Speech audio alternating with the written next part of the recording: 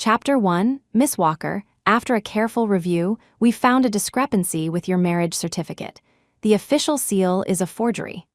The clerk's casual words left Victoria Walker, who had come to replace her marriage certificate, completely stunned.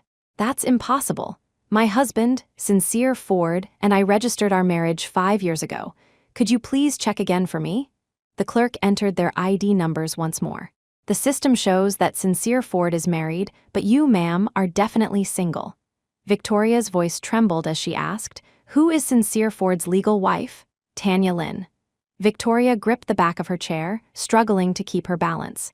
The small, bright red booklet was handed back to her, and the words "marriage certificate" on the cover blurred her vision with a sharp ache. If Victoria had initially suspected a system error, hearing the name, Tanya Lynn, shattered that illusion in an instant. The grand wedding 5 years ago, the inseparable model couple life they had lived, the marriage she had been so proud of, it was all a lie. Clutching the fake certificate that held no legal weight, Victoria returned home, her heart turned to ash. Just as she was about to push the door open, she heard voices from inside. It was the Ford Corporation's family lawyer. "Mr. Ford, it's been 5 years. Aren't you considering giving your wife a legally recognized status?" Victoria froze, holding her breath. After a long pause, Sincere Ford's deep voice finally sounded. "Let's wait a little longer. Tanya is still fighting to make a name for herself overseas. She needs the title of Mrs. Ford to gain a foothold in a business world full of heavy hitters." The family lawyer reminded him, "But you and your wife have never officially registered your marriage. If she were to have a change of heart, she could leave you at any time." Sincere lowered his gaze, then spoke after a moment of thought. "Tanya did give me a daughter, after all. I will do everything in my power to protect her. As for Victoria, she loves me so much she would never leave me.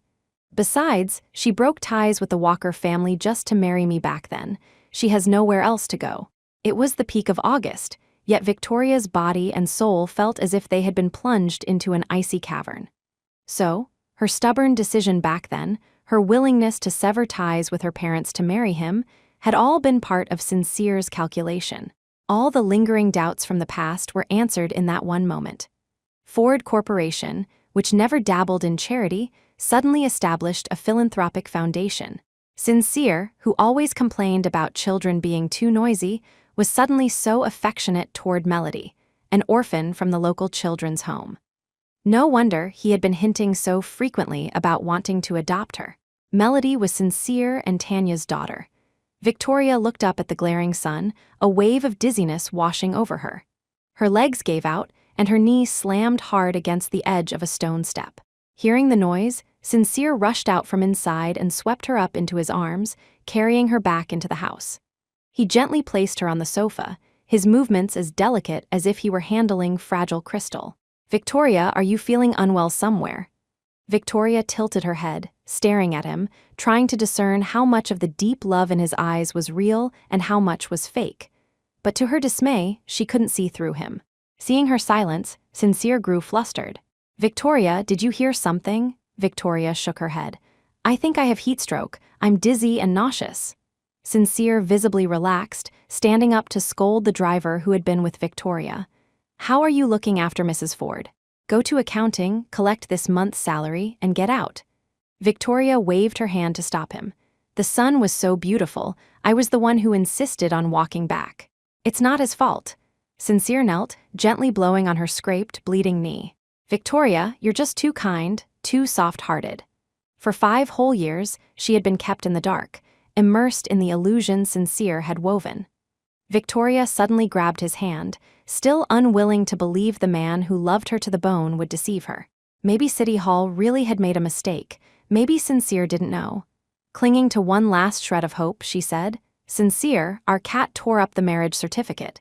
Should we go get a new one?" Panic flashed in Sincere's eyes, but he quickly regained his composure. He looked away, not daring to meet her gaze. "Let's have the lawyer handle small things like that. You just focus on getting better." Victoria closed her eyes in despair. Chapter 2 that night, Victoria was plagued by nightmares. In her dreams, her parents' scolding and Sincere's sweet nothings intertwined in her ears. "If you marry Sincere Ford, don't you ever set foot in the Walker family home again. Victoria, I will never let you down. From now on, I'll be the person closest to you in this world." 5 years ago, she had defied her parents' wishes, resolutely breaking off the engagement she'd had since childhood to marry Sincere. Because of it, her father had suffered a heart attack, and her mother had thrown down a harsh ultimatum. "The day will come when you'll be crying your eyes out." Victoria chose to believe in love, packed her suitcase, and left Shanghai for the capital city alone. Over the past 5 years, Sincere's love for her hadn't diminished in the slightest. It had only grown stronger by the day. Sincere's crew used to joke, if Victoria Walker pointed to a star in the sky and said she liked it, young Master Ford would build a ladder to go pick it for her. When Victoria heard this, she had covered her mouth and laughed heartily. Because Sincere really had picked a star for her. Victoria had once seen a blue star in an astronomy magazine and casually remarked, "It's so special." On their anniversary that year, she received a certificate from the UK Star Name Registry. That blue star, shining in the cosmos, now belonged solely to her. Sincere had placed a high-powered astronomical telescope on their bedroom balcony. Victoria looked through its lens almost every day, watching it twinkle. She had used her happy marriage to prove to her parents that she had not entrusted her life to the wrong person. If marriage was a gamble, then that deceptively real marriage certificate was the ultimate proof that she had lost. In her chaotic dream, Tanya Lynn appeared before her. "Victoria Walker, you're a fake.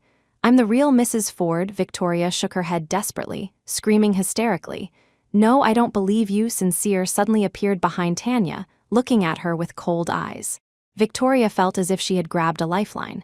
"Sincere, quick, tell her I'm Mrs. Ford." But Sincere ignored her, took Tanya's hand, and turned to leave. Sincere Ford, with a cry of alarm, Victoria jolted awake from her dream. "I'm here, Victoria. Did you have a nightmare?" Sincere asked with concern, gently patting her back. Tears streamed down Victoria's face. "Sincere, who am I?"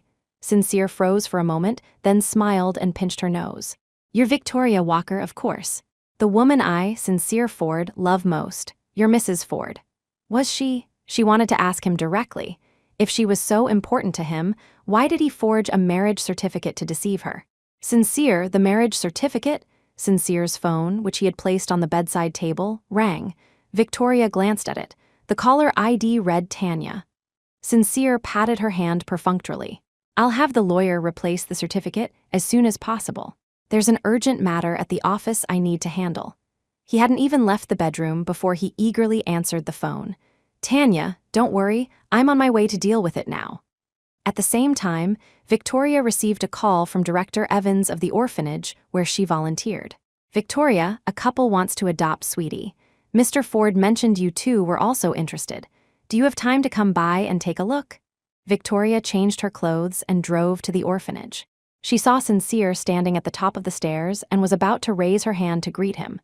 But then, a figure flashed past and threw herself into Sincere's arms. "Sincere, you're finally here, please. Save Sweetie," Sincere comforted Tanya, who was in his arms. "Don't worry, I won't let anyone else take our daughter." Chapter 3. Tanya was back in the country. "Oh, Sincere, I don't want Sweetie to call other people mommy and daddy," she sobbed.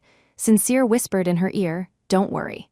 I'll make sure Sweetie is officially entered into the Ford family registry." Tanya finally stopped crying and broke into a smile. "Sincere, legally speaking, you and I are husband and wife. That Victoria Walker?" Sincere's brow furrowed. "I only registered our marriage before the wedding so you wouldn't be bullied overseas. I can give you anything except the title of Mrs. Ford. Victoria has done nothing wrong, so don't you go bothering her." Tanya's face showed her displeasure, but with Melody as the priority, she suppressed her feelings for the moment. "Don't worry, I won't fight with her for the title of Mrs. Ford. I don't have the right to." Feeling his earlier words had been a bit harsh, Sincere quickly knelt down to coax her. "What are you talking about? If you don't have the right, who does? You're the one who gave the Ford family our dear Sweetie. You're our meritorious person. My mother has been thinking about you." Victoria almost lost her footing. Sincere's mother knew about his relationship with Tanya. An image of her haughty mother-in-law floated into her mind. Because Victoria had no dowry, the Ford family had been very unhappy with her. Her mother-in-law, in particular, was endlessly critical and had never shown her a kind face. Victoria had naively believed that if she was filial and dutiful, her mother-in-law would eventually accept her. Now she realized her mother-in-law had already accepted another daughter-in-law. How could she ever have paid Victoria any mind? Her legs feeling like they were filled with lead, Victoria followed Sincere and Tanya to the second floor. Sincere initially maintained a gentlemanly facade, but once they turned a corner into an empty hallway, he pulled Tanya against the wall, pressing his body against hers. Let's put the matter with Sweetie aside for a moment. Don't you think we should take care of my needs right now? A part of his body pressed against Tanya's lower abdomen, making her blush. The two of them slipped into an unused storage room. A short while later, the suppressed moans of a man and a woman drifted intermittently to Victoria's ears. Separated by only a wall, Victoria trembled uncontrollably, slowly sliding down the wall to a crouch. Sincere was breathing heavily. Tanya, you've already had a child. How are you still so tight? Tanya panted, what is Victoria very loose? After a series of fierce thrusts, Sincere let out a low growl. Victoria is too conservative, not at all like you, who's so uninhibited from your time abroad. Victoria's nails dug deep into her palms. She had never known that the usually refined and self-possessed CEO of Ford Corporation, who sneered at any woman other than her who tried to get close to him, was nothing more than a wolf in sheep's clothing, a filthy animal. Amidst a fresh round of moans, Victoria steadied herself against the wall and walked away, step by step. Director Evans was already waiting in her office. We just need to confirm, Victoria, are you and Mr. Ford still planning to adopt Sweetie? Victoria didn't answer immediately. Instead, she asked to see Melody's personal file. The file showed that Melody was born in the spring 5 years ago. That was 6 months after Victoria and Sincere's wedding.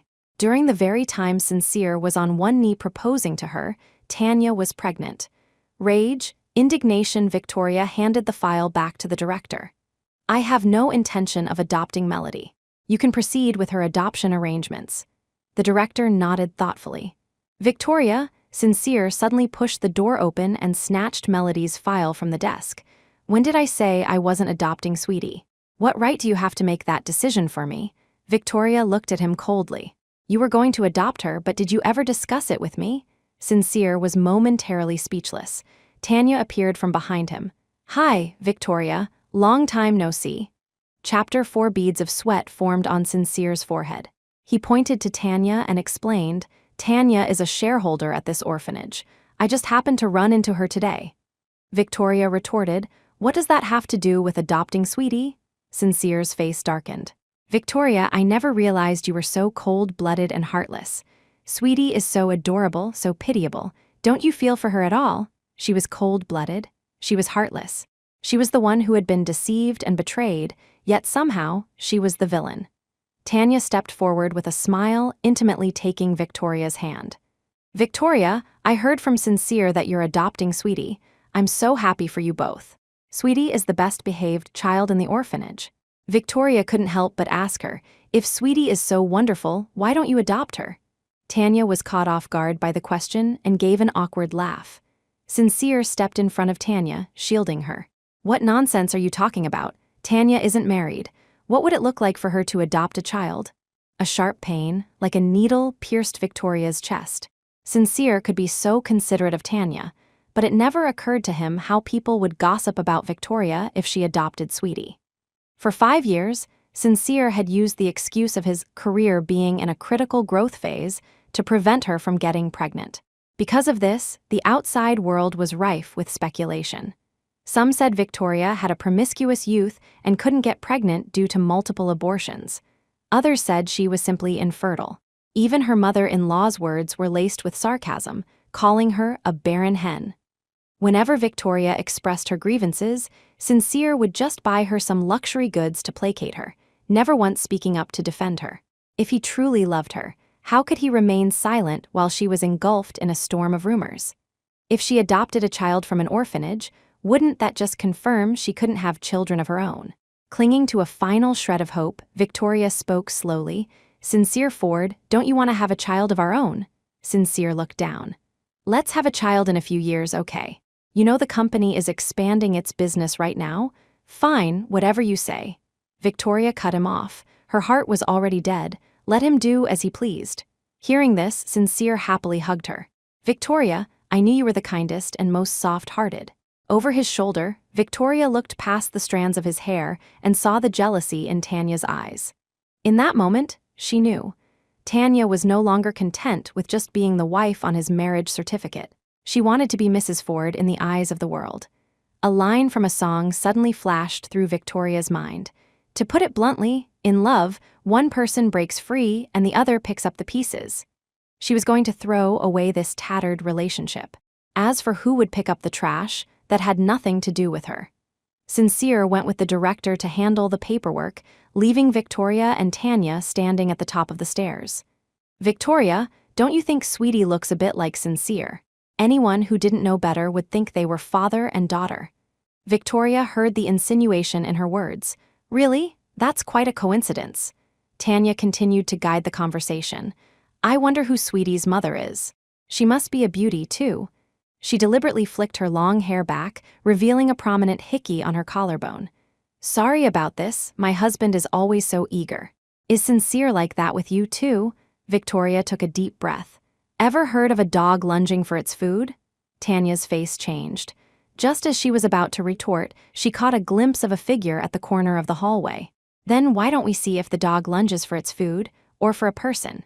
Before Victoria could understand what she meant, Tanya, with her back to the staircase, fell backward.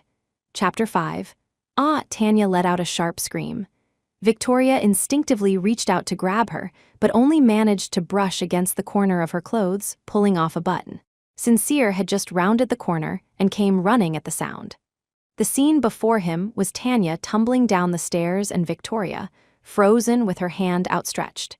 Sincere shoved Victoria aside and rushed down to scoop Tanya into his arms. Tanya, wake up! Tanya clutched Sincere's arm, her expression one of extreme pain. Sincere, don't blame Victoria. She just doesn't like Sweetie very much. I was only trying to persuade her, and I must have made her angry. With that, she fainted in his arms. Sincere whipped his head around, glaring fiercely at Victoria, whom he had pushed to the ground. Victoria Walker, you know the one thing I hate most is two-faced people. Sincere lifted Tanya and headed for the hospital. You'd better pray that Tanya is all right, or don't blame me for forgetting our history.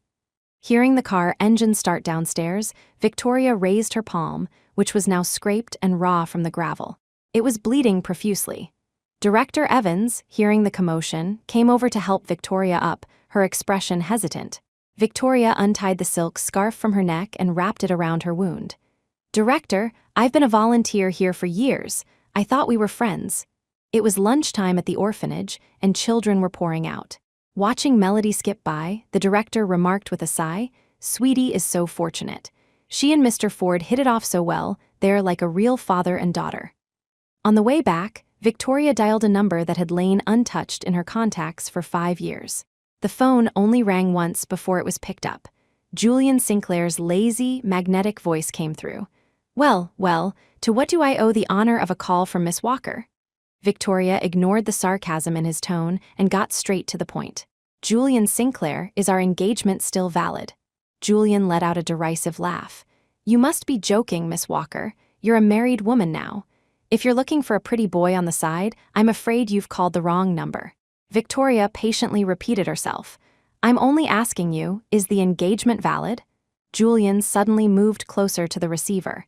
Is Miss Walker trying to have an affair with me? Victoria's patience wore thin. Let's just pretend I never called. Hanging up, Victoria pulled the car over to the side of the road.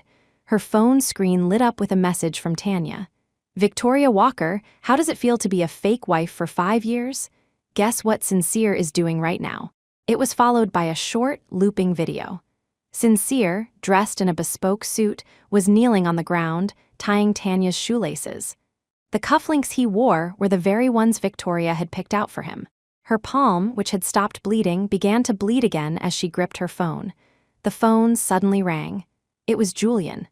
Still as impatient as ever, Miss Walker. If you had been a little more observant, you would have discovered the marriage certificate was fake long ago, wouldn't you? Julian Sinclair was indeed well connected. In just 3 minutes, he had found out what had taken her 5 years to discover. Victoria clutched her phone. Mr. Sinclair, I didn't call to listen to your sarcasm. I just want to ask. Julian's deep voice cut her off. It's always been valid. Victoria was confused. What do you mean? For once, Julian sounded serious and formal. I mean, my engagement to you is eternally valid. As long as you want it, I am ready to become Victoria Walker's legal husband at any time. After a long pause, Victoria finally spoke. I still have some things to take care of in the capital city. I'll see you at the Shanghai City Hall on Monday. Julian reverted to his playful tone. Whoever bails is a puppy.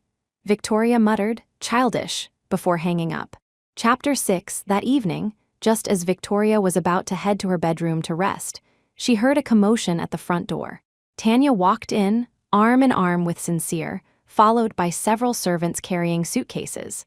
Sincere directed the servants to move the luggage into the guest room, then looked at Victoria. Tanya just got back to the country and hasn't found a place to live yet. I told her she could stay with us for a few days. Tanya raised an eyebrow. I'll only be here for a few days. Mrs. Ford doesn't mind, does she? Victoria's expression was calm. I don't mind. Miss Lynn can stay as long as she likes. After all, she would be gone in 3 days. Sincere was somewhat surprised. You're not angry? Victoria shook her head. I'm moving out soon anyway. Sincere froze. What do you mean? Victoria waved her hand dismissively. Just talking nonsense. Sincere sensed that something was off with Victoria and wanted to press further, but Tanya spoke first. Sincere, didn't you say you were going to take Sweetie to the amusement park? Her tone and actions were those of the lady of the house. Sincere was completely captivated. Right, let's go pick up Sweetie now. He looked up at Victoria, his lips moving as if to say something, but in the end, he said nothing. Victoria, however, was very understanding. You two go ahead. Think of it as an early welcome home for Sweetie. Tanya once again linked her arm with Sincere's. Exactly, just like a family of 3. Victoria saw the smugness in her eyes, but simply offered a polite smile and turned to leave. By the time dinner was over, it was already dark. Just as Victoria was about to fall asleep, she heard voices outside her door. It was Tanya, her voice tinged with a coquettish plea. Sincere, just sleep with me for one night. Sincere's tone was gentle but firm. Tanya, Victoria is my wife in name. It would be too immoral. I'm your legal wife on the marriage certificate. She's just a pretender. It's perfectly reasonable for you to sleep with me. Victoria's fingers curled slightly as she slowed her breathing. After a long pause, Sincere sighed in resignation. You are Sweetie's mother. Just remember that I won't treat you unfairly. Tanya began to sob softly. Then can you promise me that you won't touch her while I'm staying here? Sincere let out a low A moment later, she heard the sound of the neighboring bedroom door opening. Victoria slowly opened her eyes and smiled silently. 3 people, 3 rooms, each with their own ulterior motives. The next morning, when Victoria came downstairs, Sincere and Tanya were already eating breakfast. I saw you were sleeping so soundly, so I didn't have Sincere wake you, Tanya said. Her words were clearly ambiguous, suggesting she was the mistress of the house and Victoria was merely a guest. Sincere didn't correct her. Victoria couldn't be bothered with her and sat down to eat on her own. Tanya stood up and served her a bowl of sweet soup. I made this myself. Have a taste. Victoria immediately saw the chestnuts at the bottom of the bowl. She had been allergic to chestnuts since she was a child. Even a single bite could be fatal. Victoria pushed the bowl away. Sorry, I don't eat chestnuts. Tanya immediately looked aggrieved, squeezing out a few tears as she looked at Sincere. I should just move out. Even sleeping on the streets would be better than being a nuisance here. She stood up as if to go pack her bags. Sincere quickly grabbed her, coaxing her in a low voice. Then he turned and reprimanded Victoria. Victoria, drink it. Tanya was up at the crack of dawn making this. Victoria stared at him in disbelief. You know I'm allergic to chestnuts. You want me to disregard that for her sake and risk my own life? Chapter 7. Sincere's face darkened. Victoria, as the man of this house, I'm ordering you to drink the soup. Tanya had already brought her luggage downstairs and was making a show of heading for the door. Sincere grew anxious and strode over to Victoria's side. He picked up the bowl of soup and pinched Victoria's mouth open, forcing it down her throat. I refuse to believe one bowl of soup can kill someone. Powerless to resist, Victoria was forced to swallow the entire bowl of sweet chestnut soup. Only then did Sincere let go. Her legs went weak, and Victoria collapsed back into her chair. She choked, tears and mucus streaming down her face as she coughed uncontrollably. Without a second glance, Sincere turned to chase after Tanya. After Sincere had placated Tanya, she nestled in his arms, her eyes red. As they passed Victoria, Sincere said coldly, "See, you're fine, stop being so dramatic." Victoria's throat was so swollen she couldn't speak, managing only a muffled plea, 911, help me. Sincere frowned. You're about to be a mother soon, you should learn to be more sensible. Now, apologize to Tanya. Victoria's mind went blank, and she finally passed out from asphyxiation. Sincere had never imagined that a single bowl of chestnut soup could put Victoria on the brink of death. In the ambulance, Sincere's face was pale, his body trembling. Victoria, don't scare me. Victoria was rushed into the emergency room and only came out 5 hours later. The doctor removed his mask and sighed. A few more minutes and even a miracle worker couldn't have saved her. The patient has a history of allergies. Didn't the family know? Sincere was speechless. He knew, yet he had forced her to drink the soup that could have killed her. Sincere was consumed with regret. He stayed by her bedside until she woke up. Her throat was still swollen and painful. Sincere held her hand. The reaction to chestnuts is this severe. Why didn't you say something then? How else was she supposed to say it?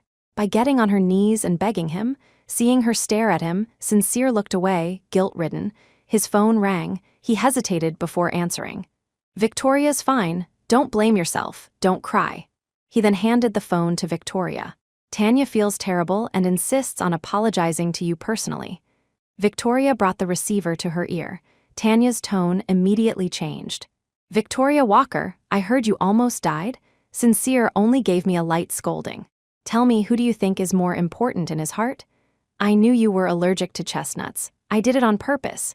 You can call the police and have me arrested, but too bad you have no proof. Victoria clenched the bedsheets, and in the next second, she violently smashed the phone onto the floor. Sincere shot to his feet. Victoria, Tanya was just trying to apologize. Why are you so unforgiving? Victoria summoned all her strength and shouted, Get out. Sincere's face darkened. I've hired a nurse to take care of you. You need to calm down and think things over for a few days. He picked up the shattered pieces of the phone and left the hospital room. Victoria signed a liability waiver and checked herself out of the hospital that same day. Returning to the home she had carefully curated for 5 years, her heart felt heavy. From the location and decor of the entire villa, down to the sofa and even the trash cans, everything had been meticulously chosen by her. In the center of the living room hung a large wedding photo of her and Sincere. They were smiling so sweetly in the picture. But when she calculated the dates, she realized Tanya had been pregnant during that exact time. Victoria snatched a vase from the coffee table and hurled it at the photograph. With a crash, the massive frame fell to the ground, stirring up a cloud of dust. The housekeeper rushed in at the sound. Victoria pointed at the mess. The Mr. and I are taking new photos. Burn this one, and burn every photo of me and the Mr. in this house. Chapter 8. The housekeeper complied, piling up all the photo albums and frames on the lawn in the yard. Victoria opened several bottles of Sincere's prized red wine and poured them over the pile.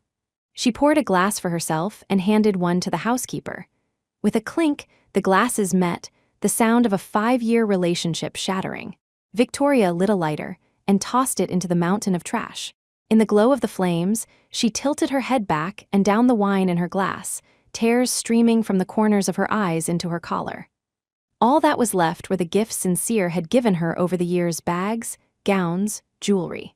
Victoria packed them all up and listed them on a second-hand marketplace app, changing the payment account to the orphanages. Sincere received a call from his assistant. Your wife has put everything you ever gave her up for sale online. His expression changed instantly, and he hurriedly threw on some clothes.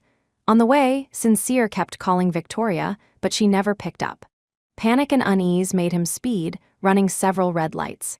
Before the car had even come to a complete stop, he burst into the yard.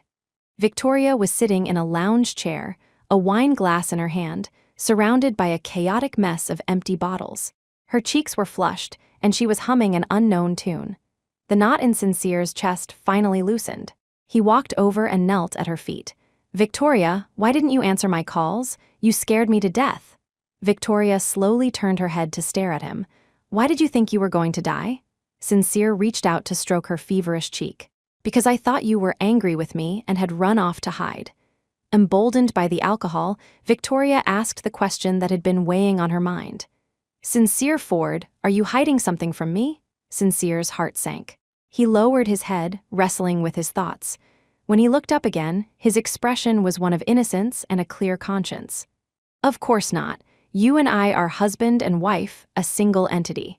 We are completely honest with each other. Victoria looked over his shoulder at the pile of ashes nearby. The last flicker of hope in her heart was extinguished the moment Sincere chose to lie again. Sincere noticed the scab on her palm. Victoria, how did you hurt your hand? Victoria wanted to say it was his fault. A dog bit me. Sincere, full of concern, brought over the first aid kit and knelt on the ground to disinfect and bandage her wound. You're always so careless. I really don't know what you'd do without me. Victoria scoffed inwardly. She once thought he was an umbrella that could shield her from the wind and rain, only to realize he was the one who brought the storm. By the way, my assistant told me you sold all the gifts I gave you. Victoria drew back her gaze. It's nothing. They were just old. I wanted to get some new things. Sincere carefully tied a knot in the gauze. If you don't like them, just throw them away. I'll buy you new, better ones. Okay? He stood up and pulled Victoria into his embrace, his breath tickling her ear. Victoria, on Monday, I want to throw a welcome party for Sweetie. Seeing Victoria remain silent, he continued. Haven't you always wanted to go to Oman in Southwest Asia to see the starry sky? After the welcome party, our family of 3 will go stargazing. How about that? Oman's Green Mountain, at an altitude of over 2,000 meters, was a perfect stargazing spot. Victoria had always wanted to go. Unfortunately, just yesterday, she had received an email from the UK. Dear Miss Victoria Walker, we regret to inform you that, according to astronomical observations, the blue star belonging to you is set to fall in 3 days. The love she thought was indestructible was already riddled with holes. The star she thought would never fall was also on the verge of vanishing. Sincere pulled her out of his embrace. Victoria, if you're not happy, we can cancel the welcome. The alcohol had worn off. Victoria spoke faintly. What are you talking about? Of course, we're having the party. I'll arrange it myself. Sincere's eyes lit up with surprise, and he hugged her tightly again. Whatever you say, Victoria, I've also prepared some other surprises for you. Sincere planned to solemnly present her with the legally binding marriage certificate that day.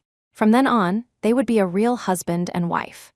Chapter 9, Sincere used the excuse of being busy with Melody's adoption paperwork and didn't come home for the entire weekend. This left Victoria with more than enough time. Over those 2 days, Tanya had been constantly messaging her. Sometimes it was a blurry picture of a man and woman intertwined, other times an obscene, X-rated video. And sometimes it was her gloating voice message. Victoria Walker, what does it matter if Sincere says he loves you? Don't I just have to beckon with my finger and he comes crawling to my feet? I heard from Sincere you're throwing a welcome party for Sweetie. I wonder if I can attend? After all, my relationship with Sweetie is very special. Victoria ignored all of these blatant provocations, simply saving each one. Sincere wanted to give her a surprise. It was only polite that she prepare a gift for him in return. If they were going to throw a welcome party for Melody, Sweetie Ford, it had to be a spectacular one. Victoria sent invitations to Sincere's close friends, major company clients, and even distant Ford family relatives. Of course, Tanya also received an invitation. Sincere initially disagreed with her attending, but after she repeatedly promised not to provoke Victoria, he relented. Has the lawyer contacted you yet? We'll get divorced on Monday. Tanya's heart sank. She was unwilling to let go. While Sincere was at the office handling business, she secretly went to the orphanage. Sweetie, don't you want to be with Mommy and Daddy forever? Sweetie's eyes widened. Of course I do, then her expression fell. But Daddy said it has to be a secret. I can't let Auntie Victoria know, or else I can't come home. An idea sparked in Tanya's mind. She leaned in and whispered in Sweetie's ear. At the welcome party Did you understand, my darling daughter? Sweetie nodded thoughtfully. I'll do exactly as Mommy said. In the past, Tanya hadn't fought for the title of Mrs. Ford because, at the time, Sincere's career prospects paled in comparison to her other suitors. She had better options, but after certain events unfolded overseas, she had returned with the sole purpose of reclaiming the position of Mrs. Ford.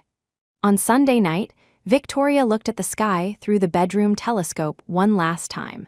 The blue star had already begun to dim. At exactly midnight, the star blazed with a brilliant light, then traced a perfect arc across the sky. Finally, it disappeared into the vast cosmos. Sincere still hadn't returned, only calling to ask about the welcome party tomorrow.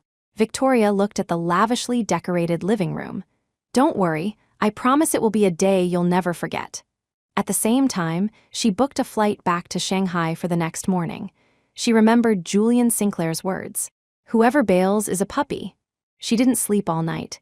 As the eastern sky began to brighten, Victoria pushed her luggage out of the villa, where a black car was already waiting. She put on her sunglasses. Goodbye to a ridiculous past. Sincere jolted awake from a dream, Tanya sleeping soundly in the crook of his arm. He had a nightmare. He dreamt that he and Victoria were nestled together, watching the stars. But in the next second, the sky turned pitch black. And Victoria, who had been beside him, vanished. He was sweating profusely in the dream, searching for her everywhere. "Victoria," Tanya groggily opened her eyes, whining, "Sincere, you woke me up." A terrible premonition washed over Sincere. He pushed Tanya away and haphazardly threw on his clothes. On the way, he called the family lawyer. "The moment the clerk's office opens, go and file for the marriage certificate. Don't delay for a second."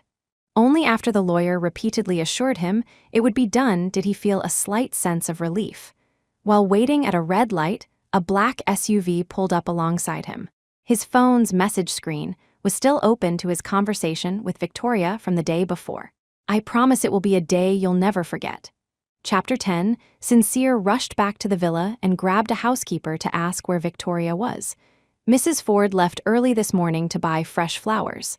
Only then did Sincere feel a bit of relief. The welcome party was indeed magnificent. In the center of the hall hung a life-sized photo frame. Just as Sincere was about to lift the cover, the housekeeper stopped him. "Mrs. Ford instructed that it should only be unveiled after all the guests have arrived." Sincere withdrew his hand. Guests began to arrive one by one. Sincere was busy greeting them and didn't notice that Victoria had yet to return. The party began. Melody, dressed in a princess gown, descended gracefully from the second-floor staircase. Sincere wore the smile of a doting father. Suddenly, the doors were thrown open with a bang. Tanya Lynn appeared at the entrance, dressed in a couture gown. All eyes immediately turned to her. Sincere's face changed, and he quickly walked over to her. He lowered his voice. "Didn't I tell you to be discreet?" Tanya spread her hands innocently. "Isn't this the gown you had your assistant bring me?" Sincere was baffled, but he had no time to investigate now. He cleared his throat. "Welcome, everyone. I would now like to introduce today's guest of honor, Melody, Sweetie Ford." Sincere took Melody's hand and led her to the giant cake. The cake-cutting ceremony was meant for the adoptive parents and their daughter, but Victoria's spot was empty. Where was Victoria? "I'll do it." Tanya walked forward with elegant strides and took the knife from a servant. Someone voiced the question on everyone's mind. "If I remember correctly, isn't there another Mrs. Ford? Who is this? She's certainly dressed like the lady of the house." Has anyone noticed? The child the Fords are adopting looks remarkably like this woman. Sincere quickly cut her off. Thank you for your kind offer, madam, but I believe it would be more appropriate for my wife to do it." Tanya's expression shifted slightly. She looked down and gave Melody a pointed look. Melody understood immediately. She grabbed Tanya's hand. "Daddy, just let Mommy cut the cake. Auntie Victoria isn't my real mommy after all." The words struck Sincere like a thunderbolt, leaving his mind completely blank. He clamped his hand over Melody's mouth, his face ferocious. "Who taught you to say that? Your mother is Victoria Walker." In the next second, his movement caused the cloth covering the large frame behind him to fall. A giant photograph was revealed to everyone. The picture was of Sincere and Tanya, their clothes disheveled, their bodies glistening with sweat. Sincere's face went white. He rushed to the photo, trying to block the scandalous image. Guests began to whisper amongst themselves. But it was too late. Everyone had already seen the two people in the picture. Tanya stood beside them, frozen in place. The blood rushed to Sincere's head, and he felt a wave of dizziness. He pulled out his phone to call Victoria. "The number you have dialed is temporarily unavailable. Please try again later." Sincere was in a full-blown panic. Victoria had personally arranged the welcome party. Did that mean this debauched photo of him and Tanya was also her doing? He couldn't dare to imagine Victoria's reaction upon learning about his relationship with Tanya and Melody's true parentage. The guests' whispers had turned into loud discussions, their words growing uglier. And the Ford family has the audacity to call themselves a respectable family of scholars. Look at the son they raised, playing around like this during his marriage. I said it from the start. Why would Sincere Ford and his wife adopt an orphan at such a young age? Turns out it's his illegitimate daughter. The real Mrs. Ford isn't here. She must have found out the truth and left this whole mess behind. Chapter 11, Sincere's mother, Matilda Ford, felt her vision go black and nearly fainted. Tanya quickly caught her. "Auntie, are you all right?" Matilda Ford caught her breath and glared at her viciously. "You harlot, you're going to destroy my son, destroy the Ford family." Tanya was shoved away with such force that she stumbled and fell into the giant cake. 6-year-old Melody was terrified by the sudden turn of events and burst into tears. The scene descended into utter chaos. A tabloid reporter who had slipped in among the guests seized the opportunity, snapping photos, overjoyed at the exclusive scoop that was about to break. The party, which should have been a joyous celebration, ended abruptly with Sincere's mad curses and him kicking out the guests. Although the Ford family immediately tried to suppress the news, a large number of photos and videos from the event still leaked. That night, the top 3 trending topics online were all about the Ford family scandal. Ford Corp CEO Sincere Ford's extramarital affair. Suspected illegitimate daughter. Reliable sources claim Sincere Ford's legal wife, Victoria Walker, has left the capital city. Whereabouts unknown. As Julian Sinclair read these headlines aloud in a nonchalant tone, Victoria Walker was sitting right beside him. "Tisk tusk, and I thought the Ford family had some real power. Turns out, not so much. If I may ask, Miss Walker, what did you ever see in that Lothario from the Ford family?" Victoria didn't want to engage with Julian's teasing. After all, she was the one who had broken off their engagement first. She was in the wrong. But Julian was the type to press his advantage. Victoria rolled down the car window. "If you're just here to laugh at me, Mr. Sinclair, I'll get out right now. We can pretend I never called you." She started to open the car door. Julian suddenly leaned over, trapping Victoria in his arms as he shut the door. "You really have limited patience for me, Miss Walker." She looked up at his profile, the straight bridge of his nose, the handsome line of his jaw. Unlike Sincere's classic, handsome features, Julian's face had a touch of androgynous, bewitching charm. Julian's breath tickled her ear, sending a shiver down her spine. The red marriage certificate was placed in Victoria's hand. She couldn't help but laugh at herself. So this is what a real one feels like. The wedding was scheduled for the beginning of next month at the largest hotel in Shanghai. Victoria initially didn't want to be too extravagant, but Julian insisted that the more extravagant, the better. Only then can we crush all the gossip. Victoria lowered her eyes. She had no hopes for this marriage of convenience. She expected a life of mutual respect, nothing more. But it seemed Julian didn't see it that way.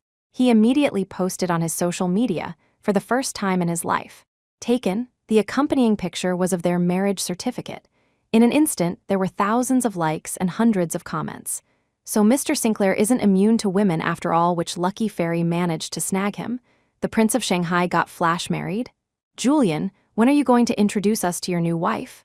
Julian's eyebrows arched, unable to hide his delight. He replied to the comments one by one. "She's not the lucky one. I'm the one who's lucky to have her again. The wedding invitations are already being sent out. You can all come and see my bride then." Victoria scrolled through his replies. She found it hard to reconcile the Julian, who was as excited as a child, with the cool, aloof man sitting before her. Compared to the peace and harmony here, Sincere's side was in absolute turmoil. The only good news was that the 3 scandalous trending topics were quickly suppressed by a piece of happy news. Sincere frowned, repeatedly dialing Victoria's number, but it still wouldn't connect. He paced back and forth, agitated. "Use all channels. You must find my wife." But the news his assistant brought back was, "Your wife left the capital city early this morning. Her destination is unknown."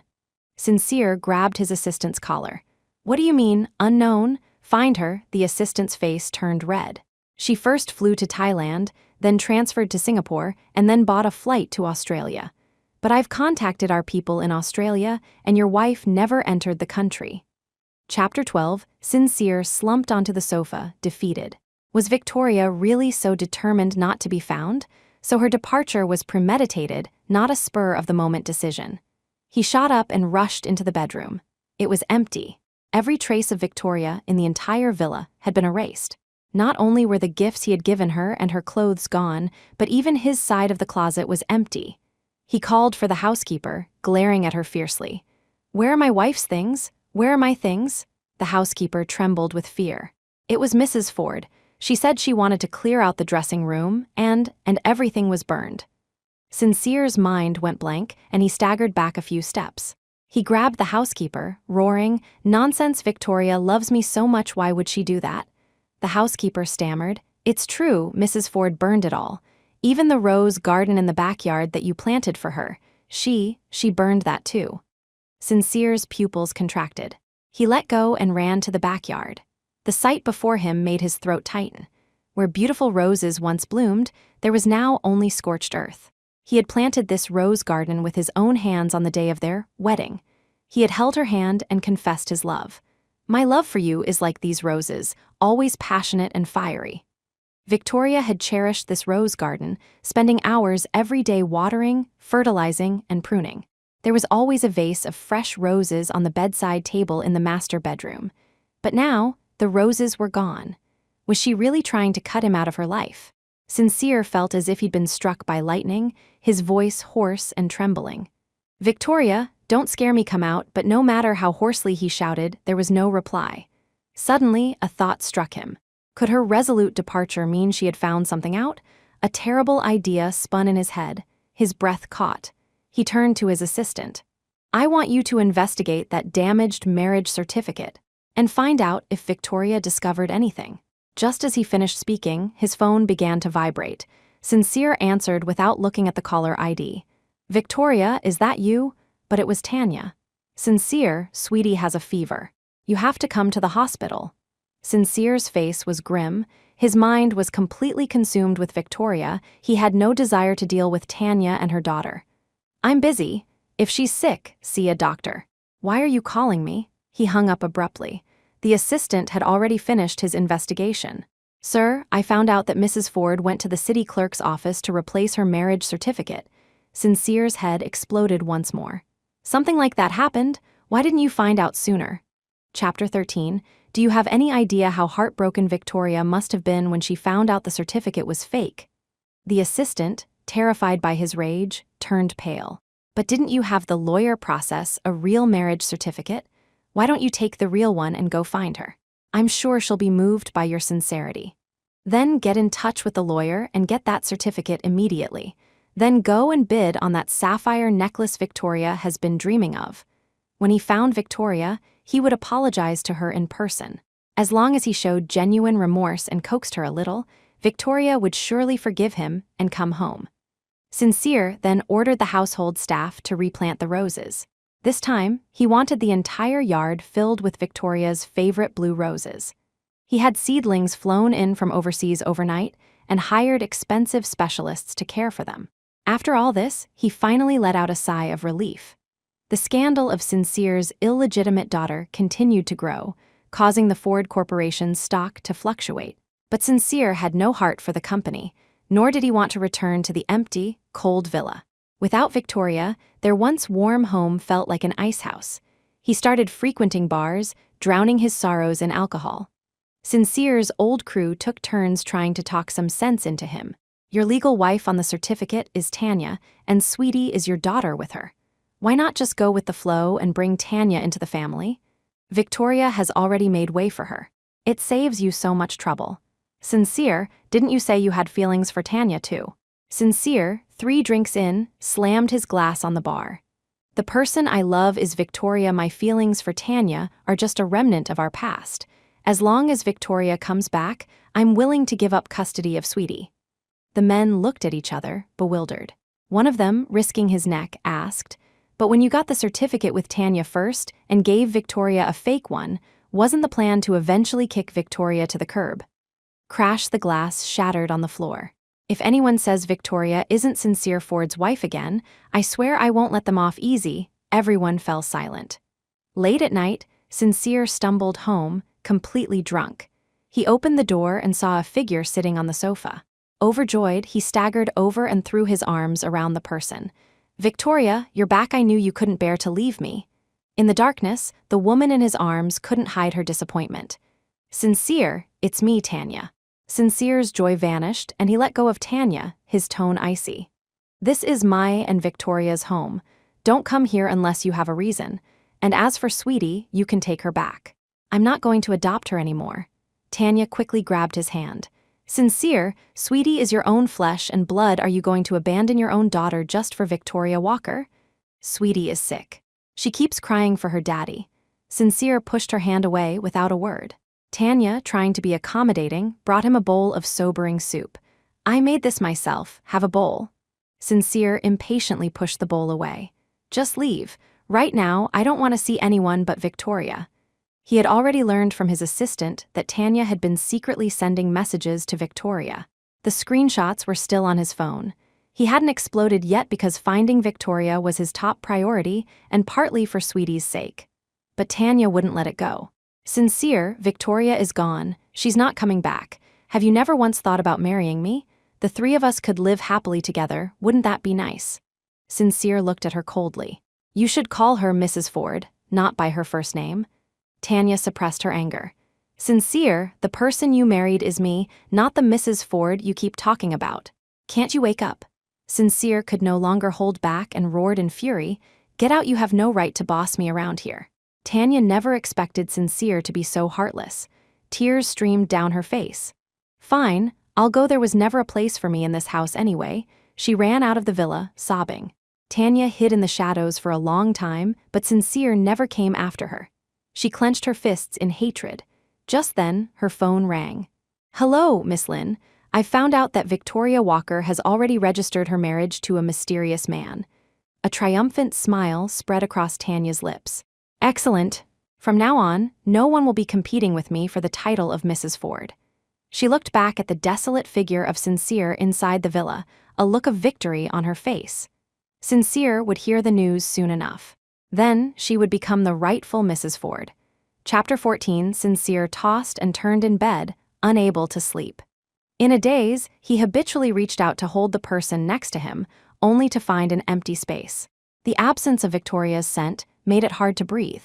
Sincere got out of bed and went to the balcony, looking at the night sky through the astronomical telescope. He searched for half an hour but couldn't find the blue star named after Victoria.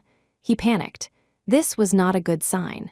Sincere immediately picked up the phone and called the UK Star Name Registry. An employee informed him in a cold, detached voice, "I'm sorry, the star Victoria Walker has fallen." In an instant, his heart was brutally crushed. He didn't believe it. How could a star just fall? He screamed hoarsely, "Then I'll buy another one. No, 10, name them all Victoria Walker." But the employee regretfully informed him that there were currently no stars available for naming. After he hung up, the sky was already beginning to lighten. Sincere walked barefoot and aimlessly down the street, letting the sharp stones cut his feet. He remembered the day he had pushed Victoria down and the gravel had scraped her palm. How much pain she must have been in. Suddenly, Sincere spotted a figure in the window seat of a corner cafe, a light blue dress. It was clearly Victoria. Sincere burst into the cafe and pulled the girl into his arms. His voice trembled. "Victoria, let me explain. The marriage certificate was a misunderstanding. The only wife I've ever wanted is you." The girl in the blue dress was startled by his sudden action and quickly pushed him away. "You've got the wrong person. I'm not your wife." But Sincere was already lightheaded, completely unable to tell who the girl in front of him was. He pulled her into his arms again, holding her even tighter. "You are Victoria. I wouldn't mistake you. Victoria, please forgive me. Let's go get our marriage certificate right now." He grabbed the girl's hand and started dragging her outside. Before they reached the door, a fist came flying and struck him in the face. A tall, well-built man stood before him. Where did this drunk come from, putting his hands on my girlfriend? Let her go, now. Sincere's eyes were bloodshot. I won't let go, she is my Victoria. The two men began to fight, and the girl beside them called the police. When the police arrived, they pulled Sincere away. Sir, please look closely. This lady is the owner of the cafe, not your wife. His assistant, who had just arrived, helped him up. Mr. Ford, there's still no news of Mrs. Ford. You've really got the wrong person. Sincere stumbled back, his voice hoarse. You're lying, that's clearly Victoria. Look, she's even wearing our wedding ring. But in reality, the ring on the girl's hand was a completely different style from his. Sincere staggered over to the cafe owner, pulled a wad of cash and a bank card from his wallet, and threw them at the man's chest. I have plenty of money. Give her back to me, and all this money is yours. With the police present, the cafe owner swallowed his anger. Sir, I don't care how much money you have.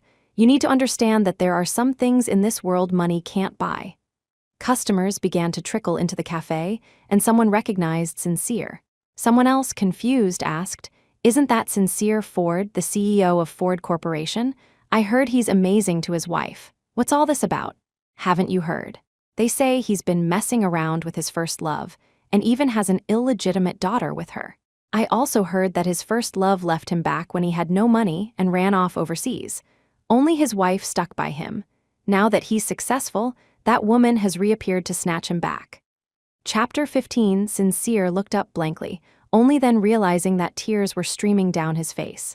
After he became rich, everyone around him fawned over him, and countless women threw themselves at him. But he knew they were all after his money, not him. Only Victoria had defied her parents and stood by him as he started his business. She had always been his safe harbor, his port in a storm. And now, for the sake of the money-loving Tanya, he had lost the one person who truly loved him. At this thought, he slapped himself hard across the face in regret. Sincere turned his gaze to the gawking crowd and pulled out another large sum of cash from his wallet, scattering it in the air. Anyone who can help me find my wife, I'll give you $5 million. The crowd fell silent. His assistant suddenly ran over, excited. Mr. Ford, we've found a trace of your wife. A street photographer had captured Victoria in one of their shots, but they couldn't determine the exact location. The light returned to Sincere's dull eyes. Contact that person immediately.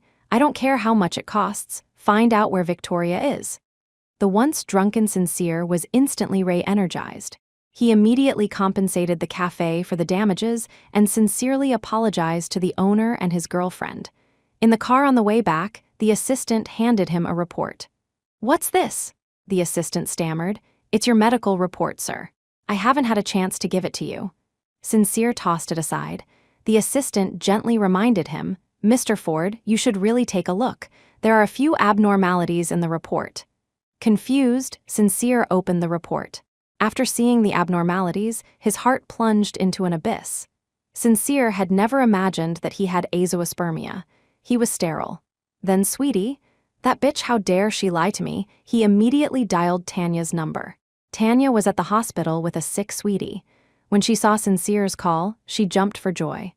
Sincere, you finally called me. I knew you couldn't bear to part with us. Sweetie is right here beside me. Quick, Sweetie, say hi to Daddy. A moment later, Sweetie's whining voice came through the phone. Daddy, why haven't you come to see me? Mommy said you don't want us anymore. Boo-hoo. Before, a single pout from Sweetie would have made him want to give her the world. But now, the report clutched in his hand, with the stark words sterile, mocked him for being such a fool. Sincere suppressed his rage. He needed to confront Tanya face to face. Which hospital? Which room? I'm on my way now. Tanya took the phone and happily gave him the hospital's name and room number. Sincere hung up and told his assistant, get a few guys to come to the hospital with me. I suspect Tanya has something to do with Victoria leaving. The assistant immediately called for some muscle. At the hospital, Tanya was feeling smug. She assumed Sincere must have found out that Victoria had already married someone else. A mere Victoria Walker. 5 years ago, I could trick Sincere into marrying me. 5 years later, I can still make him obediently bring me into the family. Victoria, oh Victoria, you planted the tree, but I'll be the one enjoying the shade. Sincere is a billionaire now, and soon it will all belong to me and my daughter. She patiently coached Sweetie on how to charm Sincere into transferring company shares to her name.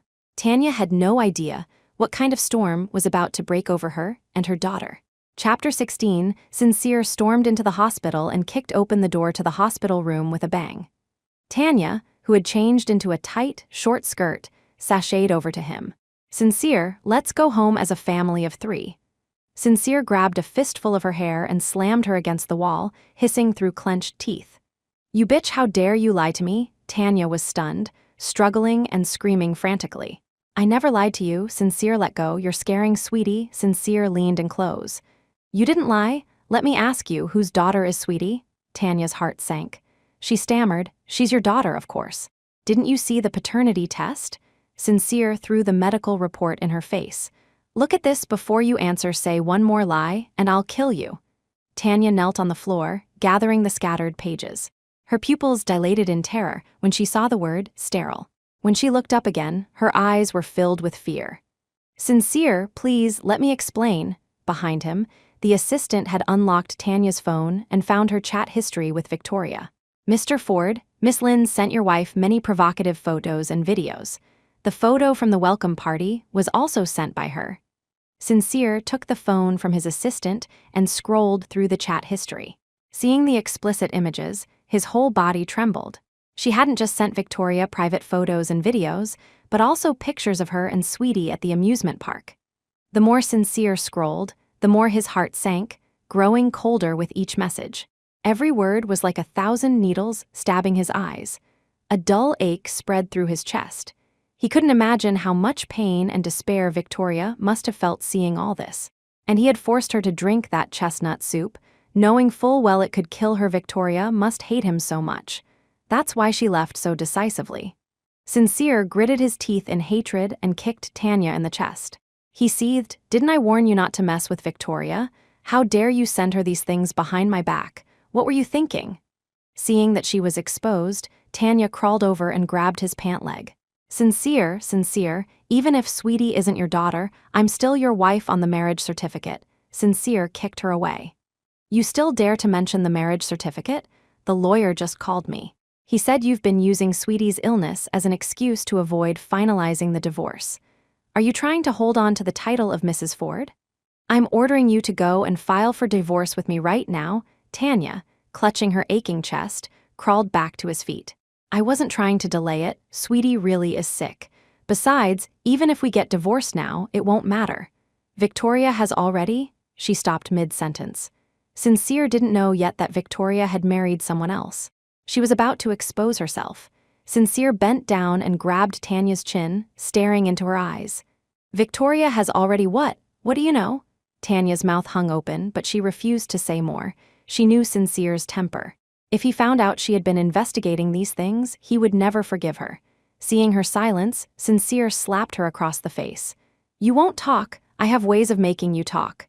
Men, take her to the villa's basement and lock her up. Tanya's face filled with terror, and she clung to his leg, refusing to let go.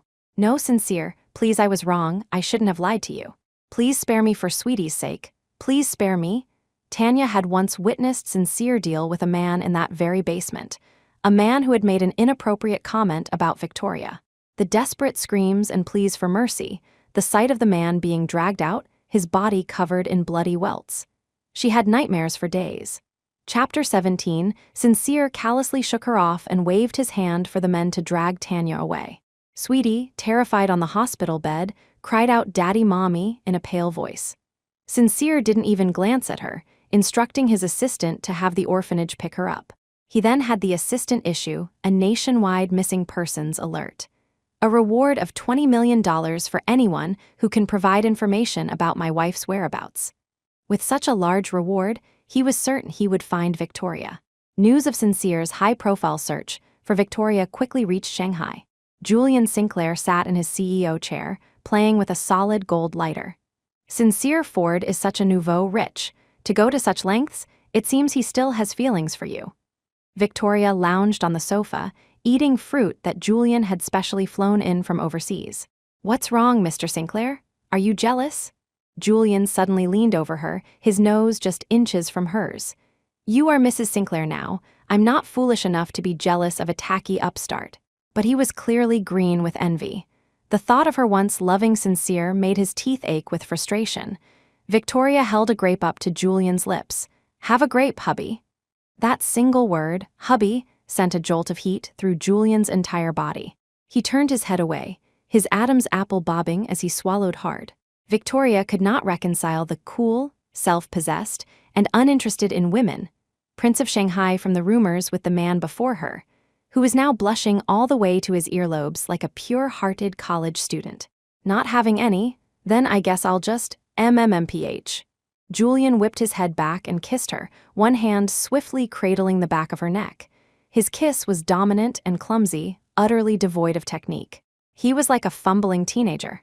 In a gap between breaths, Victoria said, "Mr. Sinclair, you're not a virgin, are you?" Now even Julian's neck turned red. He kissed her again, this time possessively parting her lips. He swept her up in his arms and pressed a random spot on the wall. A door slid open. Victoria's eyes widened at the sight of the large bedroom that had appeared before her, lost in thought. Julian pressed the intercom to his secretary outside. "From now until closing time, I am not to be disturbed by anyone or any calls." But it was only just after the lunch break, it seemed Victoria had provoked someone she shouldn't have. Julian gently placed her on the bed. He pressed something else, and the door slowly slid shut. He leaned over her, his eyes like those of a hungry wolf. Not for long. The heavy, hidden door completely sealed them off from the outside world. The room was filled with the heat of passion.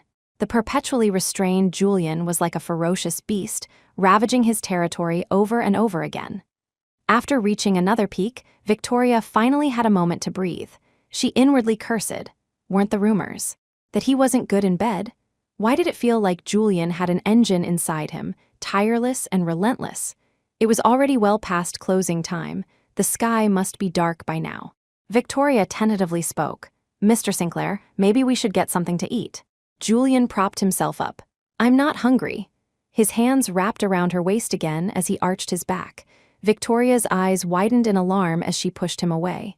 I'm hungry." Julian didn't stop. "What do you want to eat? I'll have my secretary bring it up."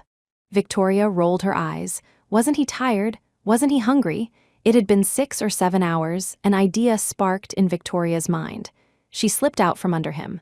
As she gathered her scattered clothes, she said, "I want French food, the one that's impossible to get a reservation at." 3 minutes later, the secretary called. "Sir, the restaurant has been cleared." Julian grunted in acknowledgement and turned to meet Victoria's astonished gaze. Victoria had heard that even the president of France had to make a reservation and wait in line for this particular French restaurant. And Julian had managed to clear the entire place? Julian raised an eyebrow. "I bought the restaurant in your name. You can eat there whenever you want from now on."